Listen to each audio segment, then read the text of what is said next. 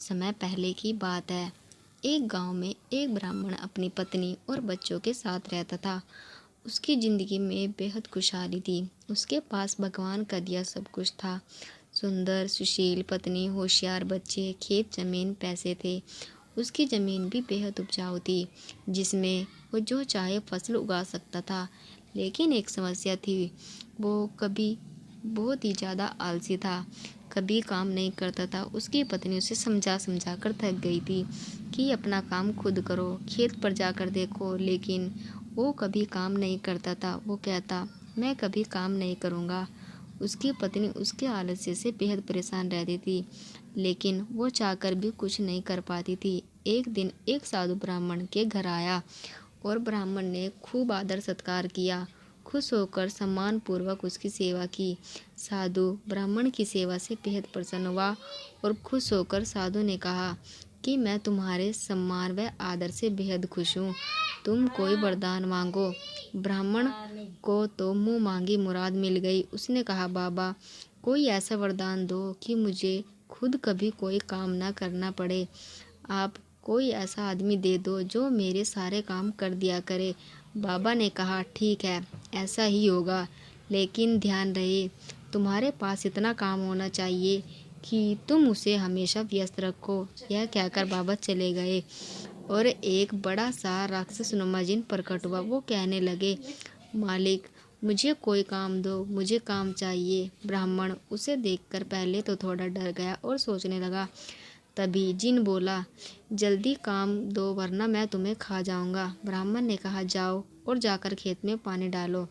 यह सुनकर जिन तुरंत गायब हो गया। ब्राह्मण ने राहत की सांस ली और अपनी पत्नी से पानी मांगकर पीने लगा।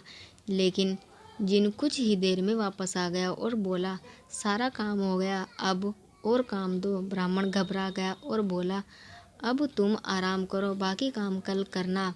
जिन बोला, नहीं, मुझे काम चाहिए वरना मैं तुम्हें खा जाऊंगा। ब्राह्मण सोचने लगा और बोला, तो जाकर खेत जोत लो, इसमें तुम्हें पूरी रात लग जाएगी। जिन गायब हो गया। ब्राह्मण सोचने लगा कि मैं तो बड़ा चतुर हूँ। वो अब खाना खाने बैठ गया।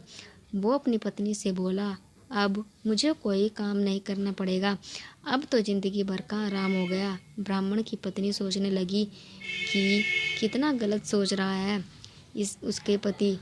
इसी बीच वो जिन आप वापस आ गया और बोला, काम दो, मेरा काम हो गया, जल्दी दो वरना मैं तुम्हें खा जाऊंगा।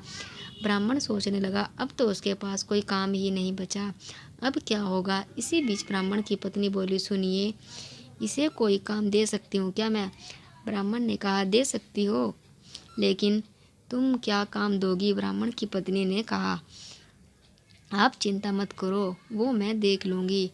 वो जिन से मुखातिब होकर बोली, तुम बाहर जाकर हमारे कुत्ते मोती की पूंछ सीधी कर दो। ध्यान रहे, पूंछ पूरी तरह से सीधी हो जानी चाहिए। जिन चला गया। उसके जाते ही ब्राह्मण की पत्नी ने कहा, देखो, आपने की आलस कितना खतरनाक हो सकता है। पहले आप अपना काम करना पसंद नहीं था और अब आप को अपनी जान बचाने के लिए सोचना पड़ रहा है, और उसे क्या काम दे। ब्राह्मण को अपनी गलती का एहसास हुआ और वो बोला, तुम सही कह रही हो, अब मैं कभी आलस नहीं करूँगा, लेकिन अब मुझे इस बात का डर है कि इसे आगे क्या काम देंगे। यह मोती की पूंछ सीधी करके आता ही होगा। मुझे बहुत डर लग रहा है, हमारी जान पर बन आई। अब यह हमें मार डालेगा।